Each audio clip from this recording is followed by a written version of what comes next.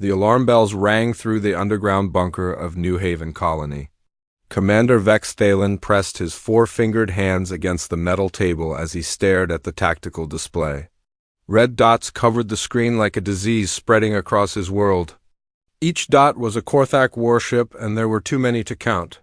"Sir, they've broken through the outer defense grid," reported his aide, a young Zelrani named Kess. Her blue skin had turned pale with fear.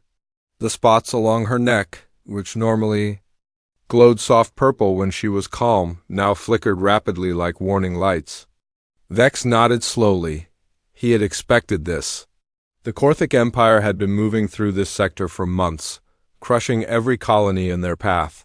Some worlds surrendered and became slave planets. Others fought and were turned to glass by orbital bombardment. Neither option was acceptable to him. "How long do we have before they reach the main settlement?" he asked. 12 hours, maybe 14 if we're lucky," Kess replied. Her voice shook as she spoke. The bunker door slid open and Dr. Lila Korin walked in. She was older than most Zelrani in the colony, her skin darker blue and marked with the silver lines that came with age. She had seen wars before, back on their homeworld. That experience showed in her eyes now. "The civilian transports are full," she said. "But we can only evacuate maybe 10,000 people. That leaves 40,000 still on the surface." Vex felt his stomach drop. 40,000 lives. Mothers, children, elderly Zelrani who had come to New Haven to live in peace. They had built farms here, schools, small businesses. They had thought they were safe on the outer rim, far from the wars that plagued the core worlds. "The Galactic Council?" he asked, though he already knew the answer. Dr. Korin shook her head. "They're still debating. The Altarians want to send a diplomatic mission. The Centauri Union thinks we should negotiate. By the time they decide anything, we'll all be dead or in chains." The room fell silent except for the constant beeping of the alarm system. Vex looked around at his staff. These were good people. Soldiers, scientists, engineers who had volunteered to serve on a frontier colony. They didn't deserve to die because politicians on distant worlds moved too slowly. "Sir," Kess said quietly, "there is one option we haven't discussed." Dr. Korin turned sharply to look at her. "No, absolutely not. What option?" Vex asked. Kess glanced nervously at Dr. Korin before answering. "We could send a distress signal to Earth." The temperature in the room seemed to drop. Dr. Korin's spots went completely dark, something that only happened when Zelrani were terrified or extremely angry. "Are you insane?" Dr. Korin snapped. "Do you know what humans are? Do you know what they do? They win wars," Kess replied. "Every single one. They're monsters," Dr. Korin said. "They come from a death world where everything tries to kill everything else. They had to fight their way to the top of their own food chain by being more violent than anything else on their planet. The stories I've heard," she shuddered. "There was a trade dispute between the vegan colonies and the Rigelian Syndicate 5 years ago. Both sides hired human mercenaries. When the fighting was over, both the vegans and the Rigelians were so horrified by what the humans did that they signed a peace treaty just to make them stop." Vex had heard similar stories. Every species in known space had heard stories about humans. They called Earth a death world because nothing that lived there should have been able to evolve intelligence. The gravity was too high, the weather too extreme, the native life too aggressive. Somehow, humans had not just survived, but thrived, by becoming the most dangerous predators their world had ever seen. "They don't follow the rules of civilized warfare," Dr. Korin continued. "They use chemical weapons, biological agents, nuclear devices. They target civilian infrastructure. They take no prisoners when they're angry, and they're always angry. But they win," Kess said again. "And they do answer distress calls. The mining station at Kepler 442 was overrun by pirates last year. The humans who responded didn't just drive off the pirates. They hunted down every single pirate ship in 3 star systems and destroyed them all." "That's exactly my point," Dr. Korin said. "Do you want to owe a debt to creatures like that? Do you know what they might ask for in return?" Vex looked at the tactical display again. More red dots had appeared. The Korthak were bringing in reinforcements. Soon, they would have enough ships to crack the planet open like an egg. What do the Korthek do to colonies that resist? He asked quietly. Dr. Corrin's anger seemed to deflate. They make examples. Mass executions, forced labor camps, sometimes they just sterilize the entire world. And what do humans do to people who call them for help? I don't know, she admitted. Nobody talks about what happens after. The colonies that call for human help, they become very quiet.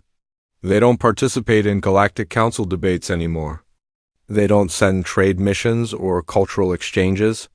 It's like they disappear from galactic civilization. But they're still alive, Kess pointed out. Vex walked to the small window that looked out onto the main settlement. He could see Zarani.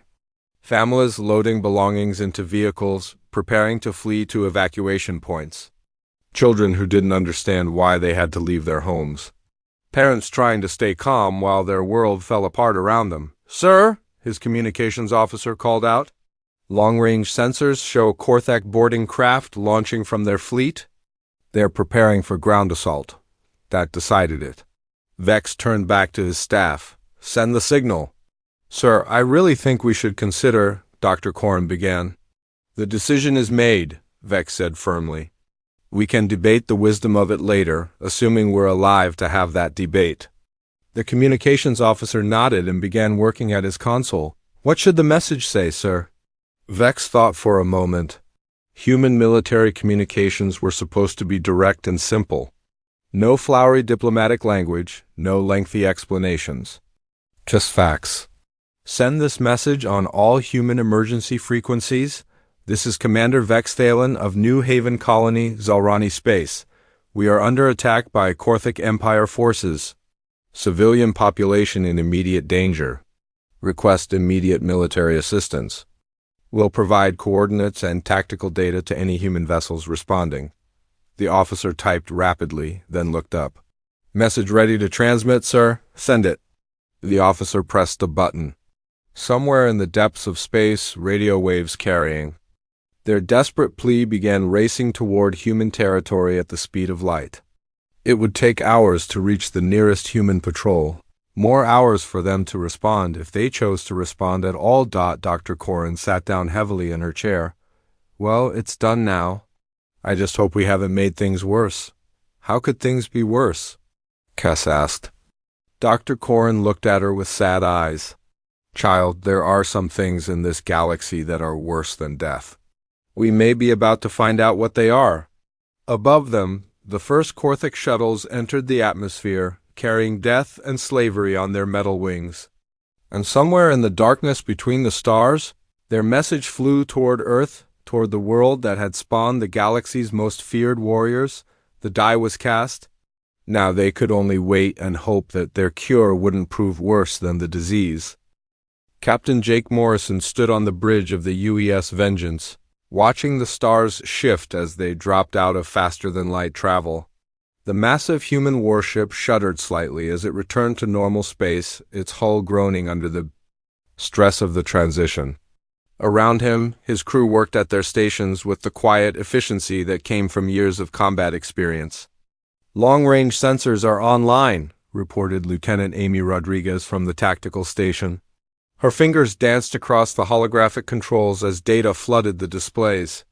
I'm reading multiple contacts near the fourth planet. Looks like a full Korthek battle group, Jake nodded grimly. The distress signal had reached them 18 hours ago, while they were on patrol near the border between human and neutral space. 18 hours was a long time in a space battle. They might already be too late. What's the situation at the colony? He asked. Amy's face grew dark as she studied the sensor readings. Orbital bombardment in progress, sir. I'm detecting at least 12 Korthek heavy cruisers in firing positions around the planet. They're hitting the surface with plasma cannons. Jake felt the familiar cold anger settling in his chest. Orbital bombardment of civilian targets was a war crime under every civilized law in the galaxy. The Korthek Empire didn't care about civilized laws. Any response from the colony? He asked. Weak signals from underground bunkers, Amy replied. But the surface installations are gone. They're just pounding the planet into dust. The bridge fell silent except for the hum of the ship's systems. Jake looked around at his crew. He saw the same cold fury in their eyes that he felt in his own heart. Humans had a particular hatred for bullies who picked on the weak. "Sir," called out Communications Officer Dan Smith. "We're being hailed by the Korthik flagship. Put it through." The main screen flickered to life, showing the insectoid face of a Korthik general. The alien's compound eyes glittered with malice, and his mandibles clicked in what Jake recognized as amusement. The general's carapace was decorated with scars and battle trophies, marking him as a veteran of many conquests. "Human vessel," the Korthik said in heavily accented standard. "I am General Krex Vorthak of the Korthik Empire. You are trespassing in claimed territory. Withdraw immediately or be destroyed." Jake stepped forward, his hands clasped behind his back. When he spoke, his voice was calm and level, but there was something underneath it that made even his own crew shiver. "General Vorthak, I am Captain Morrison of the United Earthship Vengeance. We received a distress call from the colony you're currently bombing. Cease your attack immediately and withdraw your forces." The Korthik general's mandibles clicked faster, the sound almost like laughter. The colony sent a message to the death. "World savages, how amusing. Perhaps they do not know that humans are nothing but primitives who discovered space travel by accident. Your species will learn to fear the Korthik Empire." "General," Jake said, his voice dropping to barely above a whisper, "you made a mistake." "What mistake, human?" "You attacked civilians." Jake's smile was cold enough to freeze helium. "Now we don't have to follow the rules." The transmission cut off. Jake turned to his crew and they could see the predator awakening. Behind his eyes, "Battle stations," he ordered. "All hands prepare for combat. Amy, target their flagship with everything we have. Dan, send a message to Earth Command. Tell them we need a full battle group here as soon as possible." "Sir," Amy sighed, her voice tight with anticipation. "We're outnumbered 12-1. "Then it's a fair fight," Jake replied. The Vengeance was a Titan-class heavy cruiser, one of the most powerful warships in human space. But it was still just one ship against an entire Korthik battle group. In any normal engagement, the smart move would be to withdraw and wait for reinforcements, but Jake Morrison was not interested in normal engagements. He was interested in making the Korthik pay for every civilian they had killed. "Weapons hot," Amy reported. "All missile tubes loaded, plasma cannons charged, fire." The space around New Haven erupted in violence. The Vengeance's missile tubes vomited forth a cloud of smart weapons, each one guided by its own AI brain. The ship's plasma cannons lit up the darkness with beams of superheated matter. The Korthak had expected a single human ship to run or attempt to negotiate. They were wrong. The human missiles didn't just seek out enemy ships. They actively avoided each other, coordinating their attacks to overwhelm defensive systems. Some missiles exploded early, creating clouds of metallic chaff to confuse sensors. Others waited, hiding in the debris until they could strike at the perfect moment. 3 Korthik cruisers died in the first 30 seconds of combat. "Impossible," General Vorthak snarled over the communications channel. "No single ship could—" His words were cut off as a missile punched through his flagship's shields and detonated inside the hull. The massive Korthik vessel lurched to one side, atmosphere venting from a dozen breaches. "All ships, concentrate fire on the human vessel," Vorthak screamed. "Destroy them!" The remaining Korthak ships turned away from the planet and began firing at the Vengeance. Plasma bolts and energy beams filled the space around the human ship. But Jake Morrison had been fighting space battles since before some of these Korthak had hatched from their eggs. "Evasive maneuvers," he ordered. "Pattern Delta 7. The Vengeance twisted through space like a dancer, its massive bulk moving with impossible grace. Human ships were built differently than those of other species. They were designed to be flown by beings who had evolved in a high-gravity environment. Who could tolerate acceleration forces that would kill most aliens, more missiles launched from the human ship? These ones were different. They spread out in a wide pattern, each one seeking a different target. The Korthek ships tried to shoot them down, but there were too many, moving too fast, changing course too often. "Sir," Amy reported, her voice filled with savage satisfaction. "2 more enemy ships destroyed, 3 more heavily damaged. Good. Continue firing." Down on the planet's surface, the Zelrani colonists huddled in their bunkers and watched the battle through long-range sensors. They had never seen anything like it. One human ship was tearing apart an entire Korthek battle group with a combination of technology and tactics that seemed almost supernatural.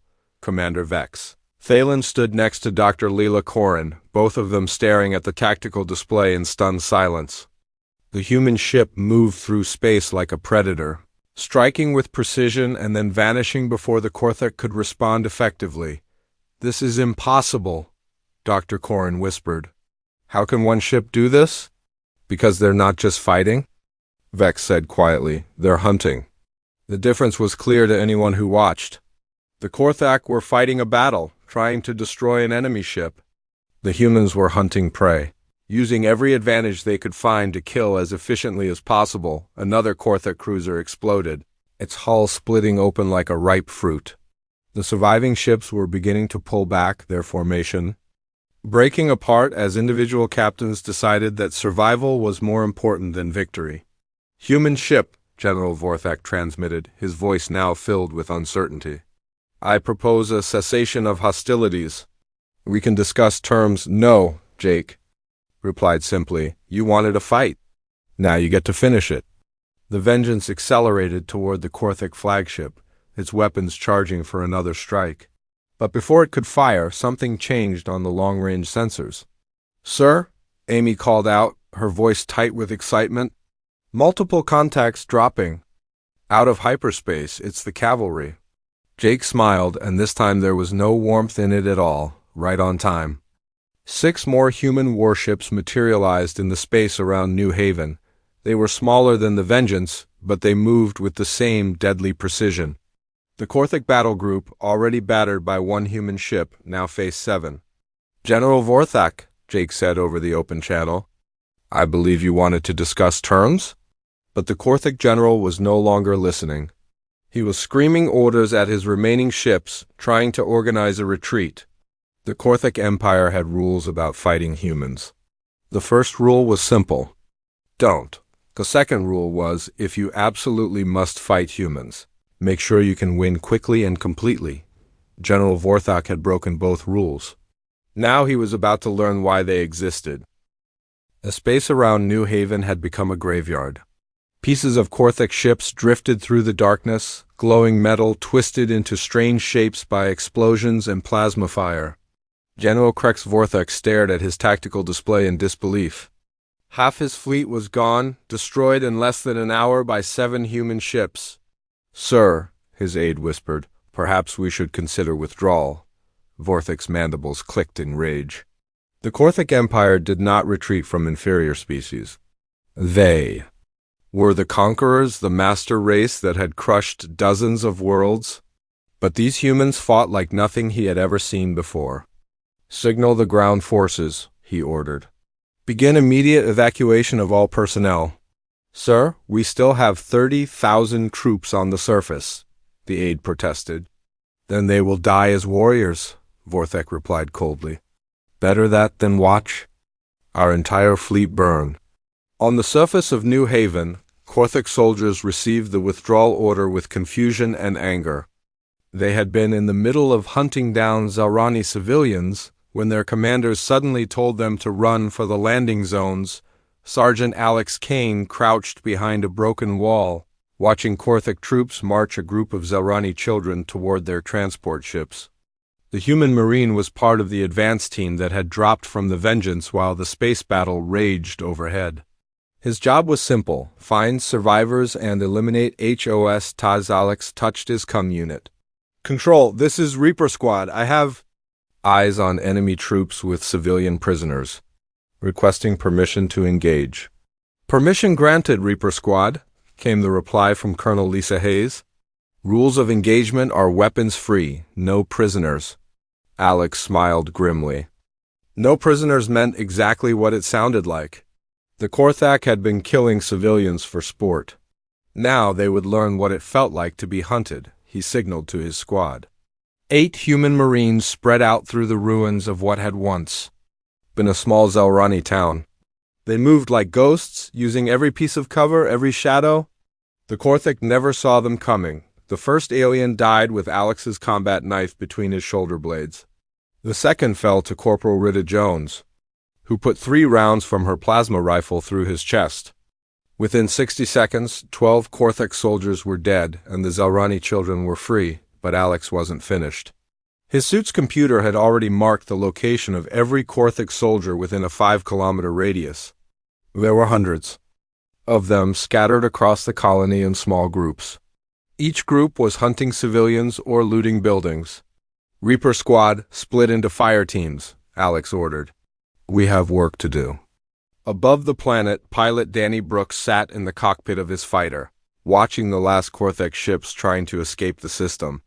The human pilot had already shot down 6 enemy fighters and 2 transports. His kill count was climbing steadily. Ghost.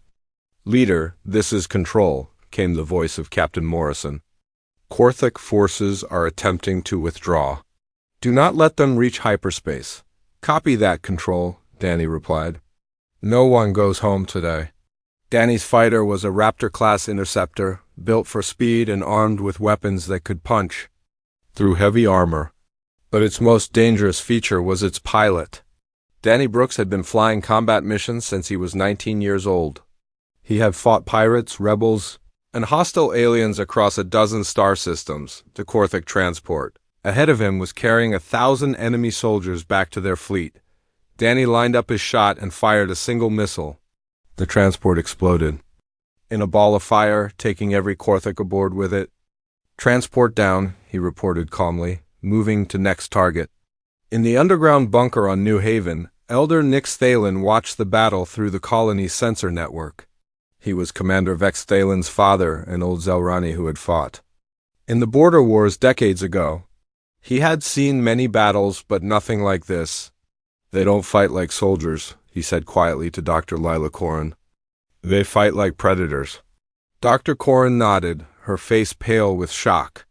On the screens around them, they could see human marines moving through the ruins of their colony.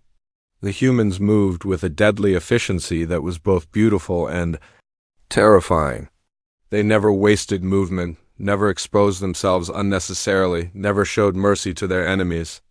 In the old wars, Elder Thalen continued, we would fight until one side surrendered or retreated. There were rules, protocols for ending the violence. But these humans ... They won't stop until every enemy is dead. A new voice crackled over the comm system. It was Colonel Lisa Hayes speaking from her command post near the main settlement. All Korthak forces on New Haven. This is Colonel Hayes of the United Earth Marine Corps. You have 60 seconds to surrender unconditionally. Any alien found carrying weapons after that time will be killed without warning. Dr. Corrin turned to Elder Thalen. They're giving them a chance to surrender, are they? The old Zelrani asked. Listen to her voice. Does she sound like someone who wants prisoners? The colonel's voice was cold and professional, but underneath it was something that made even the Zelrani listeners nervous. It was the voice of someone who had already decided that mercy was not an option. 60 seconds passed. Then the killing began in earnest. Human marines emerged from hiding places throughout the colony. They had been waiting, watching, marking targets. Now they moved with synchronized precision, hitting Korthak positions from multiple directions at once. The aliens tried to fight back, but they were facing an enemy that had been designed by evolution to hunt and kill. Humans had reflexes honed by millions of years of predatory instincts. They had technology that turned warfare into art. Most importantly, they had a cold fury that burned away any thought of mercy or restraint. Sergeant Alex Kane found a Korthak command post in what had been a Zelrani school. The aliens had set up their equipment in a classroom, with children's drawings still hanging on the walls. The sight of those innocent pictures surrounded by weapons and military gear filled Alex with a rage that was almost religious in its intensity. He didn't use his rifle. He didn't use his grenades. He used his bare hands and his combat knife, moving through the command post like death itself. When he was finished, 12 Korthek officers were dead, and their blood decorated the children's artwork like a grotesque museum display. High above the planet, General Vorthek watched his ground forces die through satellite feeds. The humans weren't just winning. They were conducting a systematic extermination. Every Korthek soldier on the surface was being hunted down and killed with methodical precision. "Sir," his communications officer called out, "Admiral Thexis is requesting a status report." Admiral Thexis was Vorthek's superior, the commander of the entire Korthek Expeditionary Force. He would not be pleased to hear that a simple colony raid had turned into a disaster. "Tell the Admiral that we encountered unexpected resistance," Vorthek said. Human forces responded to the colony's distress call. There was a long pause before the reply came back. When it did, Admiral Thexis's voice was filled with barely controlled panic. "Did you say humans?" "Yes, sir." 7 warships plus ground forces." Another pause. "General, withdraw immediately. Do not engage. Repeat, do not engage human forces under any circumstances." "Sir, we still have troops on the ground." "Leave them," Admiral Thexis ordered. "If you stay to fight the humans, you will lose your entire fleet. The troops on the ground are already dead. Don't join them." Vorthak stared at the transmission in shock. The Korthek Empire never abandoned its soldiers. But the fear in Admiral Thexis's voice was real. Even the High Command was afraid of the humans. "Begin immediate withdrawal," Vorthak ordered his fleet. "All ships, prepare for hyperspace jump."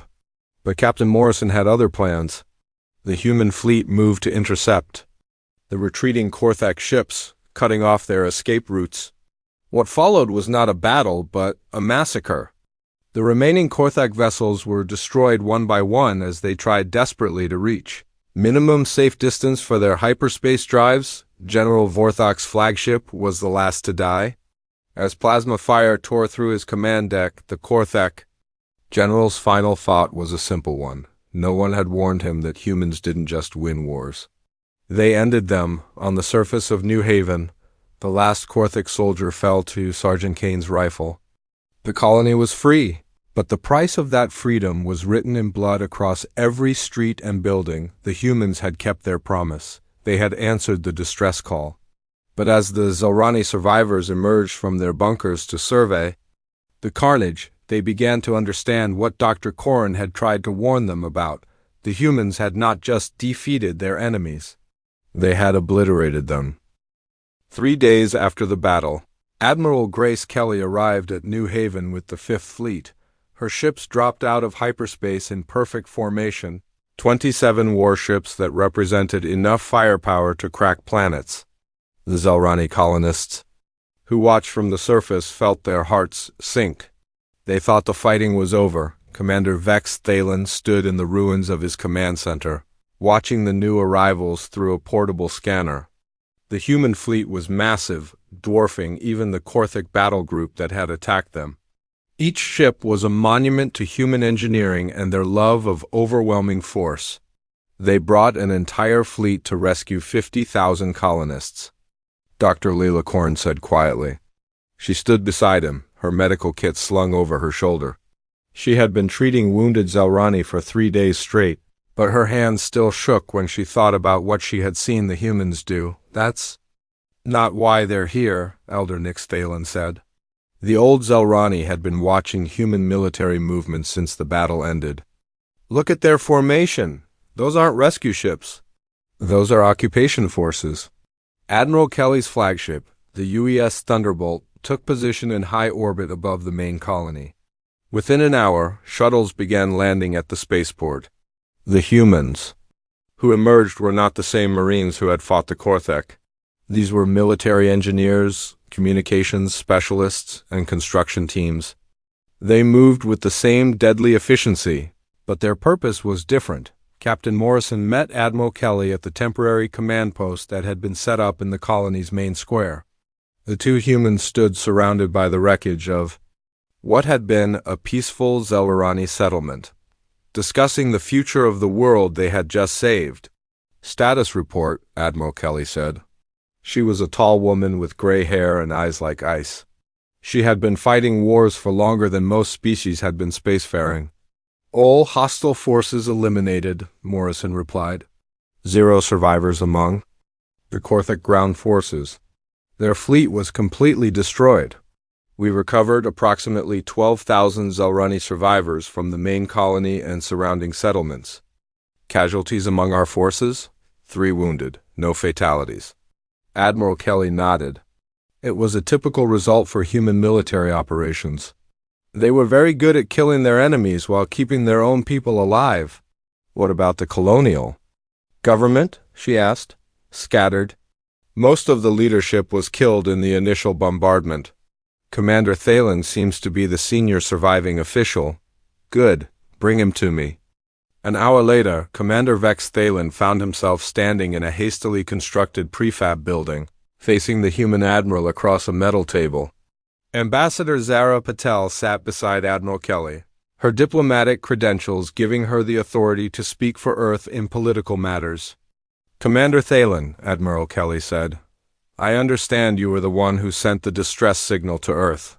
Yes, Vex replied. He tried to keep his voice steady, but the human woman's presence was intimidating. She radiated the same deadly competence as all the other humans he had met. Then you understand that our assistance comes with certain obligations, Ambassador Patel said. Her voice was softer than the Admiral's, but there was steel underneath the diplomatic polish. Earth does not provide military aid without expecting something in return. Vex felt his stomach drop. What kind of obligations? Admiral Kelly activated a holographic display that showed the New Haven system. Red markers indicated the positions of human ships now scattered throughout local space. First, we will be establishing a permanent military base on New Haven, she said. This is necessary to protect the colony from future attacks. The Korthik Empire will certainly attempt revenge once they learn what happened to their fleet. A military base? Vex asked. For how long? Indefinitely, Ambassador Patel replied. The base will serve as a forward operating post for human forces in this sector. Your colony's location makes it strategically valuable. Vex looked at the display. The proposed base would cover nearly a quarter of the main continent. It would house thousands of human soldiers and their equipment. What about our government? He asked. Our independence? New Haven will remain a Zelrani colony, Admiral Kelly said. But all major decisions regarding defense, trade, and foreign relations will require approval from the base commander. We cannot allow our investment in this world to be threatened by poor political choices. The words hit Vex like a physical blow. They were offering protection, but the price was their freedom. New Haven would become a puppet state, controlled by human military officers who answered to Earth rather than the colonists they claimed to protect. I need to discuss this with the other survivors, Vex said. Of course, Ambassador Patel replied. You have 24 hours to organize a colonial government and accept our terms. After that, we will impose a military administration until suitable local leadership can be established. The meeting ended, and Vex walked back through the colony. In a daze, around him, human soldiers were already beginning construction of their base. Heavy machinery roared to life, clearing land and laying foundations. The humans worked with the same efficiency they brought to everything else, turning raw terrain into a military installation at an incredible pace. That evening, Vex called a meeting of all surviving Zelrani leaders. They gathered in the basement of a damaged school, the only building large enough to hold them all. The conversation was heated and desperate. We should have died fighting the Korthik, said Councillor Jex Naran, a politician who had lost his entire family in the attack. At least then we would have died free. We're alive, countered Dr. Corrin. Our children are alive. That has to count for something. Are we alive? Asked Elder Thalen. Or are we just breathing?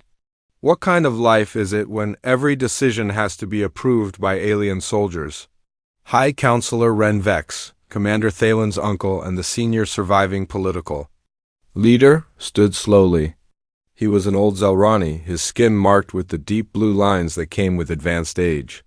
I have been in politics for 60 years, he said quietly. I have seen colonies rise and fall, governments change, empires expand and contract. But I have never seen anything like what these humans did to the Korthek. He gestured toward the ceiling, where they could hear the sound of human construction equipment working through the night. They didn't just defeat our enemies, he continued. They erased them, completely. Not one Korthek soldier survived to report what happened here. When the Empire sends investigators, they will find nothing but wreckage and radiation. So what are you saying? Dr. Corrin asked. I'm saying that we have two choices, High Counselor Wren replied. We can accept human protection and lose our independence, or we can refuse their terms and face whatever comes next alone. What would come next? Counselor Naren asked. Elder Thalen answered. The Korthek will send a larger fleet. Then the hegemony might get involved, or the consortium. This system will become a battleground and will be caught in the middle. Eventually, someone will decide that the easiest solution is to sterilize the planet and start over. The room fell silent. Everyone understood the mathematics of interstellar politics. Small colonies like New Haven survived by being useful to larger powers. Without protection, they were just targets waiting to be destroyed. There's something else, Commander Vex said quietly. I've been monitoring human communications. This isn't just about our colony. They're treating this as a precedent. What do you mean? Dr. Corrin asked. They're sending messages to other human fleets, other colonies. They're telling everyone that this is how Earth responds to attacks on civilian populations. Any species that targets non-combatants will face complete annihilation. High Counselor Wren nodded slowly. They're using us as an example. Our rescue is a message to the galaxy. Attack human allies and face the consequences. We're not their allies, Counselor Narn protested. We're their prisoners, are we? Elder Thalen asked. Or are we their clients? There's a difference. The debate continued for hours, but in the end, the mathematics were clear. They could accept human protection and lose their independence, or they could reject it and lose their lives. It was not really a choice at all. The next morning, Counselor Wren met with Admiral Kelly and Ambassador Patel. The ceremony was simple and brief. New Haven officially accepted human protection in exchange for permanent basing rights and political oversight. As the documents were signed, Vex watched through the window of the command post. Human soldiers were raising their flag next to the Zelrani colonial banner. The human flag was larger. Dr. Corrin found him there an hour later. Any regrets? She asked. Vex thought about it for a long moment. We're alive, he said finally. Our children will grow up. They'll go to school, have families, build lives. That's more than the Korthek would have given us. But they'll grow up as subjects, not citizens. They'll live under the protection of a species that sees them as useful pets rather than equals. Dr. Corrin nodded. The price of calling Earth for help. Yes, Vex agreed. And we'll be paying it for the rest of our lives. 6 months had passed since the human fleet arrived at New Haven. President Helen Cross stood at the window of her new office, looking out at a colony that bore little resemblance to the world she had known. Where once there had been rolling fields and small Zelrani settlements, now there was a massive human military base that sprawled across the landscape like a metal cancer. The base was efficient, she had to admit. The humans had built it with the same deadly precision they brought to everything else. Defensive walls, weapons platforms, barracks, and landing pads formed a geometric pattern that could house 10,000 soldiers and their equipment. The human flag flew from towers that reached toward the sky like metal fingers.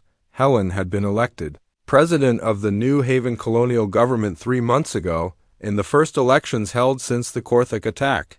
The humans had insisted on democratic leadership, though they retained veto power over any decision that might affect planetary security. It was democracy with training wheels, supervised by beings who could destroy worlds. A knock at her door interrupted her thoughts.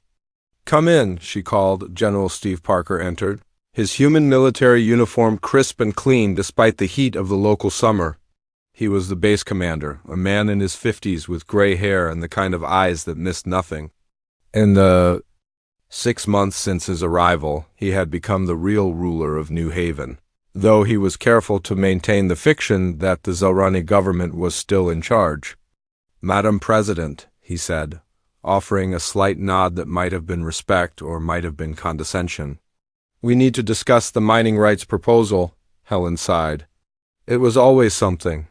The humans had identified rich deposits of rare minerals in the northern continent, metals that were valuable for their advanced technology. A human corporation wanted exclusive mining rights in exchange for providing jobs and infrastructure to the colony. "The environmental impact report shows significant damage to the ecosystem," Helen said. "Our scientists are concerned about long-term effects on the water supply." General Parker's expression didn't change.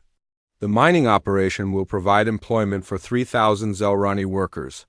The alternative is to import human labor, which would be less beneficial to your people." The threat was polite but clear. The humans would get their minerals one way or another. The only question was whether the Zelrani would benefit from the process or be excluded entirely. "I'll need to discuss it with the council," Helen said. "Of course, but I should mention that Earth Command is eager to begin operations. They've already approved the project pending your government's consent," another polite threat. Earth Command's approval meant the decision had already been made at levels far above Helen's authority. She was being asked to rubber stamp something. That would happen regardless of her answer. After General Parker left, Helen walked to the colony's memorial garden. It was a small patch of green in the center of the rebuilt town, dedicated to the Zelrani who had died in the Korthik attack. The names of the dead were carved into black stone that reflected the alien sunlight. She found Commander Vex Thalen there, as she often did. He came to the memorial every few days, reading the names and remembering the people they had lost. The attack had aged him, turning his blue skin pale and adding deep lines around his eyes. "Any word from the Galactic Council?" Helen asked. Vex shook his head. "They're still debating whether to formally recognize our new status. The Altarians want to condemn human interference in Zelrani affairs. The Centauri Union thinks we should be grateful for the protection. The vegans are proposing economic sanctions against Earth. And the humans? They don't care what the Council decides. They have 27 warships in this system and bases on 4 different worlds. The Council can debate all they want." Helen sat down on a bench next to the memorial. Around them, the sounds of the colony continued. Children playing, adults working, the normal noise of a living community. But underneath it all was the constant hum of human machinery, the reminder that nothing here happened without their permission. "Do you ever wonder what would have happened if we hadn't sent that signal?" she asked. Vex was quiet for a long moment. "We'd all be dead," he said finally. "Or worse. The Korthak don't leave survivors when they want to make an example. But we'd have died free." "Freedom doesn't mean much when you're dead." A young Zelrani woman approached them, walking with the confident stride of someone who belonged in both worlds. Kira Voss was 22 years old, born on New Haven but educated in human schools since the occupation began. She wore a mixed uniform that combined Zelrani colonial colors with human military design, marking her as a member of the Joint Defense Force. "President Cross, Commander Thalen," she said, offering a crisp salute that was more human than Zelrani.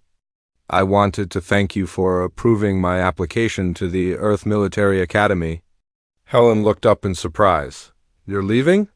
"For 4 years," Kira said, her spots glowing with excitement. "I'll be studying advanced tactics and xenobiology. When I come back, I'll be qualified to serve as a liaison officer between human and Zelrani forces. And you want this?" Vex asked quietly. "Sir, the humans saved our world. They're teaching us how to defend ourselves, how to be strong. Before they came, we were helpless against anyone who wanted to hurt us. Now we're part of something bigger." Helen felt a chill run down her spine. This was how it happened. Not through force or threats, but through opportunity and hope. Young Zelrani like Kira saw the humans not as occupiers, but as mentors, teachers, who could show them how to survive in a dangerous galaxy. "The humans are very good at making themselves indispensable," Vex said after Kira left. Is that what they're doing? Look around. They've rebuilt our infrastructure, improved our technology, integrated our economy with theirs. Half the young. People in the colony are learning human languages and customs. In a generation, maybe two, New Haven will be more human than Zelrani. Helen understood. It was cultural absorption, slow and patient and ultimately irresistible. The humans didn't need to conquer other species. They just needed to make them dependent, then wait for time and proximity to do the rest. Her communicator chimed with an incoming message. It was marked with the highest priority codes, meaning it came from Earth Command itself. Helen read it twice before the implications sank in. What is it? Vex asked. Another colony has sent a distress signal to Earth, the Rigelian. Settlement at Volf 359. They're under attack by the hegemony. Vex stared at her. They called for human help. According to this, they specifically requested that Earth send the same ships that saved New Haven. They want Captain Morrison and his fleet. The irony was bitter. New Haven had become famous throughout the galaxy, not as a cautionary tale, but as an example of human effectiveness. Other colonies facing extinction looked at their transformation and saw salvation rather than subjugation. What will the humans do? Vex asked. Helen looked toward the human base, where she could see ships, preparing for departure. The same thing they did for us. They'll answer the call, destroy the attackers, and add another world to their sphere of influence. And the cycle continues. Yes, every rescue creates another client state. Every victory proves that human protection is worth the price. That evening, Helen watched from her office as Captain Morrison's ship departed for Volf 359. The UES Vengeance rose from the spaceport like a metal predator, its hull gleaming in the light of New Haven's setting sun. Other ships followed, carrying marines and equipment to another desperate world. She knew what would happen. The Rigelians would be saved, just as the Zelrani had been saved. Their attackers would be destroyed with ruthless efficiency. And in 6 months, there would be human flags flying over Rigelian settlements, human bases sprawling across Rigelian land, and young Rigelians dreaming of joining Earth's military forces. Dr. Leela. Corin knocked and entered the office, the elderly. Zelrani looked tired, her medical duties keeping her busy treating colonists who were still adjusting to their new reality. The mining proposal? She asked. I signed it, Helen replied. We need the jobs, and the humans will get their minerals. Regardless of what we do, at least we're honest about it now. Are we? Or are we just telling ourselves comfortable lies? Dr. Corin sat down across from Helen's desk. I've been thinking about something Commander Thalen said. He asked whether we're prisoners or clients. I think the answer is that we're both. Explain. We're prisoners because we can't leave, can't make our own choices about important matters. But we're also clients because we benefit from the relationship. Our people are safer, healthier, more prosperous than they were before the humans came. Helen nodded. The perfect trap. Make the cage comfortable enough that the prisoners don't want to escape, or maybe it's not a trap at all. Maybe it's just evolution. Species adapt or die. We're adapting. Outside the window, human shuttles continued their endless flights between the base and orbit. The galaxy was full of weak colonies facing strong enemies. Each distress call that reached Earth created another opportunity for expansion. Another world that would trade freedom for survival. Helen wondered how many other species had made the same choice, how many worlds flew human flags alongside their own. She suspected the number was growing. The humans had created something new in galactic politics.